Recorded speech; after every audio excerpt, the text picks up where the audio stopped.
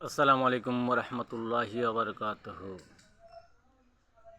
সূরাতুল কাউসার, ইন্না আতাইনা কাল কাউসার ফাসাল্লিহ লিরাব্বিকা ওয়ানহার ইন্না সানিয়াকা হুয়াল আবতার। হে মোহাম্মদ, আপনাকে আমি কাউসার দান করেছি, অতএব আপনি আমার জন্য সলাত আদায় করুন এবং কুরবানি দিন। কারণ পশু যেগুলো হবে হালাল পশু, সেগুলো কুরবানি দিতে হবে। লেজ কাটা, এই কাটা সেই কাটা না থাকে, ভালো দেখে কোরবানি দিতে হবে, ভালো দেখে। যাই হোক, আমার এগুলো হচ্ছে আসল শিক্ষার গুরুত্ব। কথা হচ্ছে, ভাই, মা, বোন, মাসি, যে যেখান থেকে শুনছেন, এই সমস্ত ভিডিওগুলোকে শেয়ার করে দেবেন।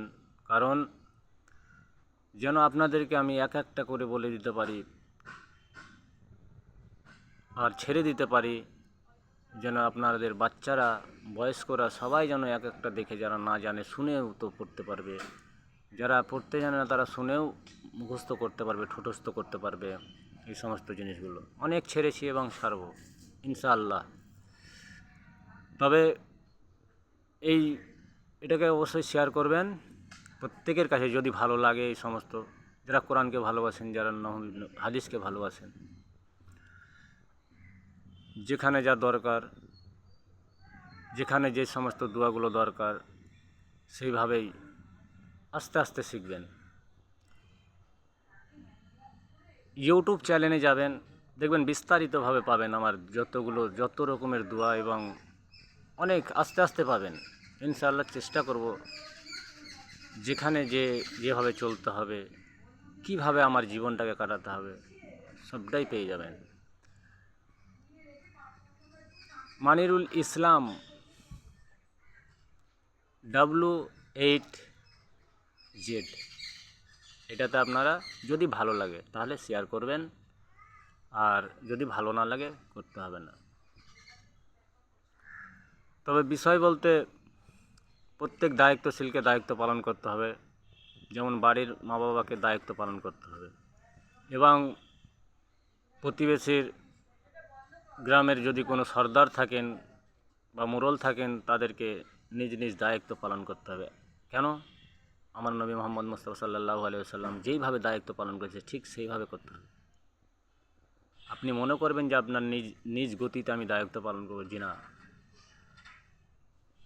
তাহলে আপনি আসল শিক্ষায় গুরুত্ব দেননি, এবং আপনি সিরাতে মুস্তাকিমের সঠিক পথ আপনি প্রদর্শনও করেননি। কারণ আমার নবী মোহাম্মদ মুস্তাফা সাল্লাল্লাহু আলাইহি ওয়াসাল্লাম ছিলেন বিশ্বের নবী, সারা জগতের নবী। শুধু আমার নবী, আপনার নবী নয়, সারা জাহানের নবী।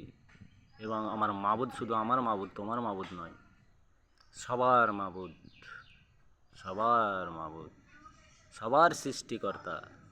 সেই তাকে ভয় করো, কঠিন কিয়ামতকে ভয় করো।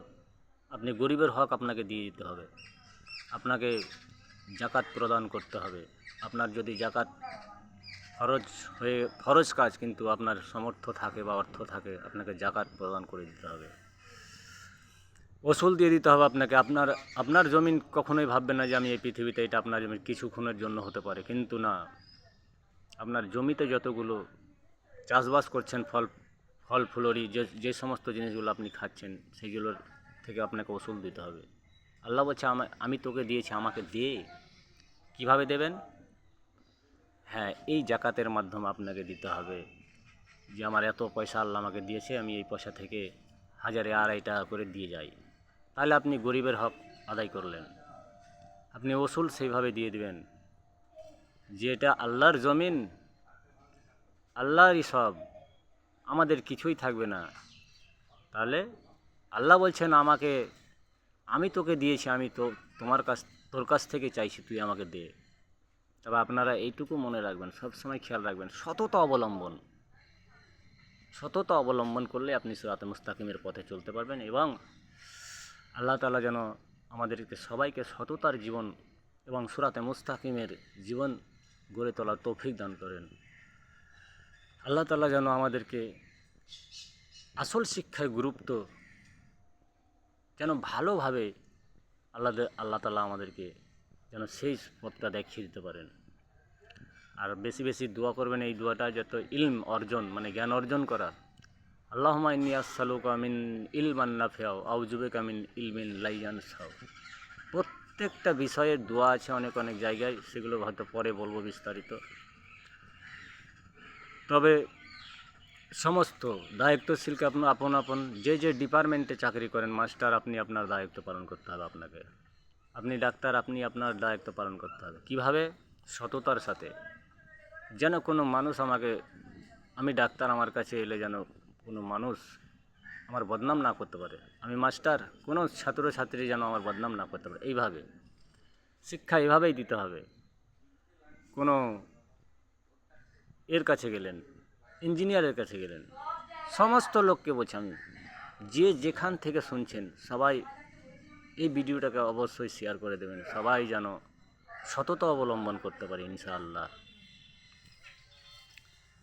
তবে বিষয় বলতে ভাই, মা ও বোন ও মাসিরা, কেননা আমার নবী মুহাম্মদ মুস্তাফা সাল্লাল্লাহু আলাইহি ওয়াসাল্লাম ছিলেন সৎ, খুব সৎ ব্যক্তি। তাই বলে তো আমাদের মহব্বতের নবী, আমরা পৃথিবীতে যদি কাউকে ভালোবাসতে হয় তাহলে আমাদের নবীকে অনুসরণ করতে হবে। আল্লাহকে ভালোবাসতে হলে নবীকে অনুসরণ করতে হবে, তাহলে আমরা আল্লাহকে খুঁজে পাব। আতিউল্লাহ ওয়াতিউর রাসূল, তোমরা যদি আমাকে চাও, আল্লাহ বলছেন, তাহলে আমার নবীর অনুগত্য করো। শুধু কি নামাজ পড়ে নবীর অনুগত্য? জি না, যত রকমের ভালো ভালো কাজ আছে সব ভালো ভালো কাজ আপনাকে করতে হবে। ইসলামী জীবন আপনাকে এমনভাবে তৈরি করতে হবে যেন আপনাকে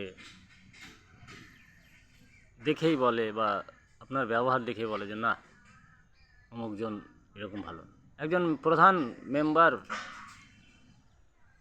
মানে যে ধরনের দায়িত্বশীল আছেন, তার কাজকর্ম দেখে যেন লোকে বলে যে হ্যাঁ, না ভালো, লোকটা ভালো, ভাই সাপোর্ট করতে হবে তাকে, সে আমাদের ভালো ভালো কাজ করছে, সে আমাদের না, সে অন্যায় থেকে বিরত থাকে, সে ভালো, যেহেতু যেরকম কথা দিয়েছে সেভাবে তো কাজ করছে, তাকে করতে হবে।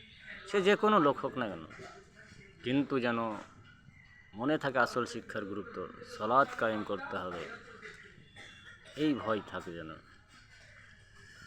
আর সমস্ত ভালো ভালো কাজগুলো করতে হবে। তবে আমার স্বল্প জ্ঞানে আমি এটুকুই বুঝি যে ভালো কাজ করলে হয়তো কঠিন মনে হবে, কিন্তু এই কঠিন মনে করলে হবে না। আপনি এটুকুই চিন্তা করবেন যে এক মুমিন আর এক মুমিনের আয়না স্বরূপ, এবং একটা কোনো ধর্মের মানুষের ক্ষতি করা যাবে না। সে বিপদে পড়ে সে তাকে উদ্ধার করতে হবে, সে হিন্দু, সে খ্রিস্টান, সে মুসলিম, সে যে কোনো ধর্মের লোক হোক না, তাকে গালি করা যাবে না, তাকে গীবত করা যাবে না। এইভাবে আমার নবী মুহাম্মদ মুস্তাফা সাল্লাল্লাহু আলাইহি সাল্লামের চরিত্র ছিলেন এরকম।